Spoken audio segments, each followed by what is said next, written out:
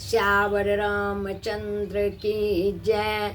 रक्ताम्बोदलाभिराम नयनं पीताम्बरम् अलङ्कृतं श्यामाङ्गं द्विभुजं प्रसन्नवदनं शिरीषेतया शोभितं कारुण्यामृतसागरं प्रियगणेर्भ्रातार्दिभावितं वन्दे विष्णुशिवादिसेव्यमनिशं भक्तेष्टसिद्धिप्रदम्। त्वमेव माता च पिता त्वमेव बन्धुश्च सखा त्वमेव विद्या द्रविणं त्वमेव सर्वं मम देव। 2 बार प्रभु का नाम ले लें। राम राजा की जय, सीता रानी की जय। राम राजा की जय, सीता रानी की जय।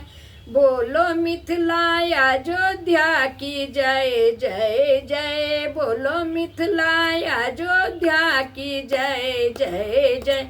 राम राजा की जय, सीता रानी की जय। राम राजा की जय, सीता रानी की जय। बोलो मिथिला अयोध्या की जय जय जय।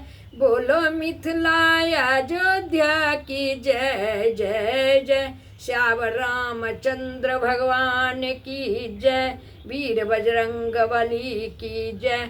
उमापति महादेव की जय। हर हर महादेव। आइए हम लोग आज अयोध्या कांड का प्रथम श्लोक के ऊपर कुछ कथा सुनते हैं। अयोध्या कांड के प्रथम श्लोक में भगवान शिव जी की वंदना गोस्वामी जी ने की है। यस्यांके चो विभाति भूधर सुता देवापगा मस्तके भाले बाल विधुर गले चगरलम यस्योरसी व्यालराट सोयं भूति विभूषण सुरवर सर्वाधिप सर्वदा सर्वगत शिव शशिनिव श्री शंकर पातु माम। भगवान शंकर की वंदना करते हुए गोसाई जी कहे हैं कि जिनके बाएं अंग में माता पार्वती भूधर सुता हिमाचल सुता माता पार्वती विराजमान हैं। कब विराजमान किए शंकर जी? तो जब माता पार्वती राम राम लेने लगी हैं तो शंकर जी बड़े प्रसन्न होकर उन्हें अपने बाएं अंग में ही निवास दे दिया। वामांगी कहलाती हैं। तो शंकर जी कहते हैं जिनको बाएं अंग में या गोद में हिमाचल नंदिनी श्री पार्वती जी हैं और मस्तक पर गंगा जी हैं, देव नदी, ललाट पर द्वितीया का चंद्रमा, कंठ में हलाहल विष और वक्ष स्थल पर सर्पराज सुशोभित हैं। ऐसे हुए भस्म से विभूषित देवताओं में श्रेष्ठ, सबके सर्वकाल में स्वामी, सबके संहार करता और भक्तों के पापों के हरता, सर्वगत कल्याण स्वरूप चंद्रमा के सदृश कांति वाले श्री शंकर जी सदा मेरी रक्षा करें। ऐसा गोस्वामी जी ने स्तुति की है। अयोध्या कांड में प्रथम श्लोक ये है कि सर्वप्रथम भगवान शंकर की क्यों वंदना? चूंकि गोस्वामी जी माता पिता गुरु सब शंकर जो क्यों मानते हैं और गुरु की वंदना तो पहले होनी चाहिए। क्योंकि अपने यहाँ अपने देश में कहा गया भक्ति भक्त भगवंत गुरु चतुर नाम बपु एक, जिनके पद बंदन किए ना सही विघ्न अनेक। भक्त वाल में कहे हैं। तो भगवान शिव की वंदना करके भगवान गोस्वामी जी विघ्न निवारण के लिए सामर्थ्य मांगते हैं, सामर्थ्यवान होना दिखाते हैं। कहे शिव जी सामर्थ्यवान हैं तब दूसरों को भी सामर्थ्य देते हैं। कहे कैसे सामर्थ्यवान हैं?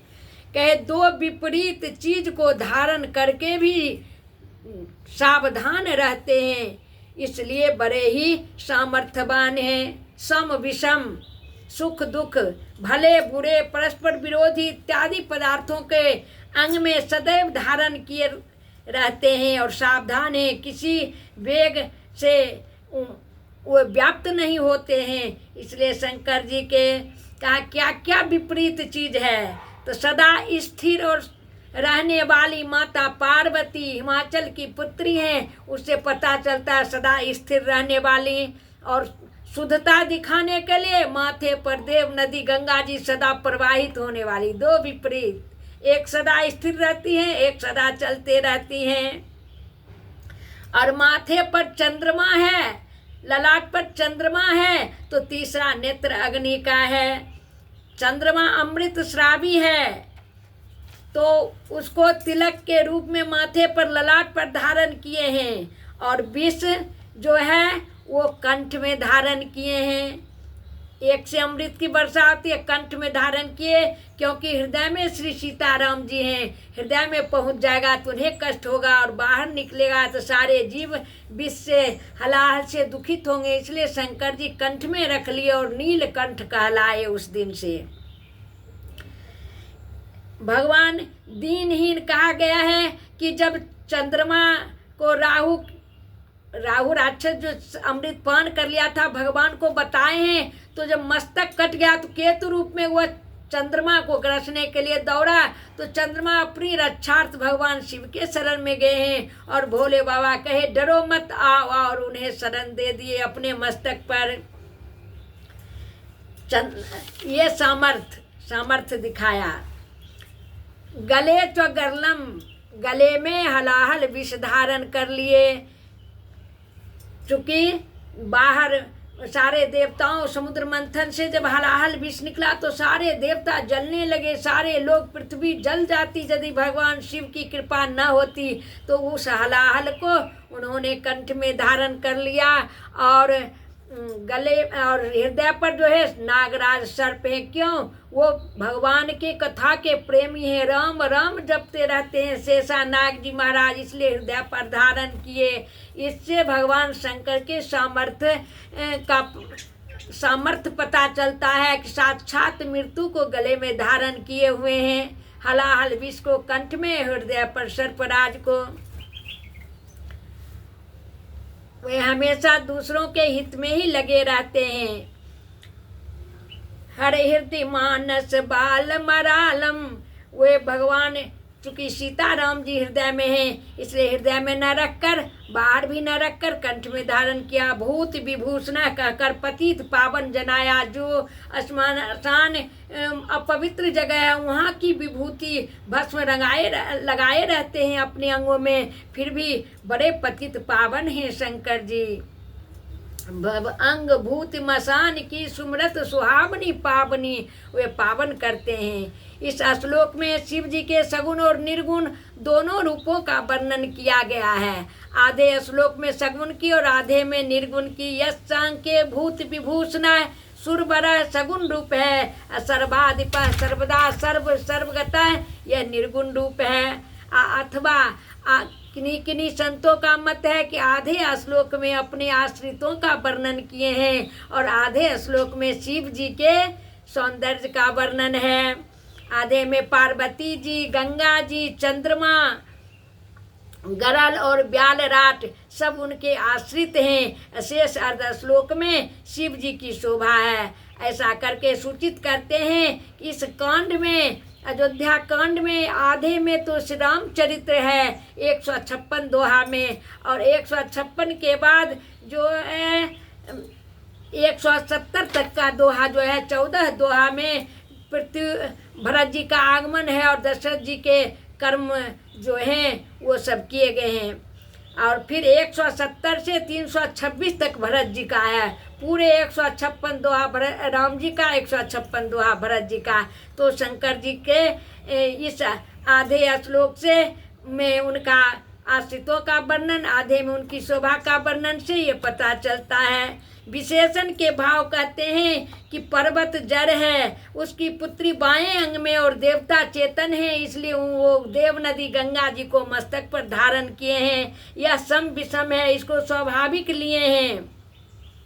यद्यपि दो स्त्रियां एक साथ रहने पर उत्पात होता है, लेकिन शंकर जी के यहाँ दोनों हैं, दोनों को धारण किए हुए हैं, सावधान हैं। चंद्रमा की शीतलता भी है तो गरल की उष्णता भी है। भस्म से त्याग और सुरवर से ऐश्वर्य और सर्वाधिपा से पालक तीनों होते हुए भी सावधान हैं। सर्वगता से अगुणत हैं और शशि निभा से सगुणत इत्यादि सम विषम सहित हैं शंकर जी। पृथ्वी परोपकारिणी है और क्षमा स्वरूपा होती हैं, वैसे ही पर्वत भी संत विटप सरिता गिरिधरणी परहित हेतु शवन के करनी। तो दिखलाया गया कि पर्वत की बेटी हैं पार्वती जी, सदा कल्याण करने वाली हैं, सदा सबों का हित करने वाली हैं। ये पर्वतराज की कन्या, इसलिए इनको वामांग में, और गंगा जी भगवान के नख से निकली हैं, इसलिए उनको शीश पर धारण किया। ऐसे उपासक हैं। अल्पकाल वाले चंद्रमा को, द्वितीया के चंद्रमा को अपने मस्तक की शोभा बढ़ाए हैं।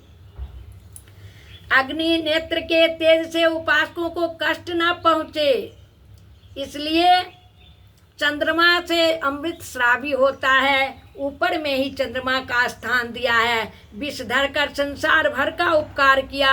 हृदय पर सर्पराज धारण करके भजन निष्ठा दिखाई कि जो दिन रात भगवान का, पार्वती जी दिन रात भगवान का राम राम जपती हैं तो वामांग में, और सर्पराज को हृदय पर धारण किए हैं। ऐसे सामर्थ्यवान है। विष और सर्प को जो धारण करे, साक्षात मौत का प्रतीक ये दोनों हैं। उसको शंकर जी कल्याण करने वाले हैं। धारण तो किए हुए हैं लेकिन लोगों का, जीवों का कल्याण करते हैं।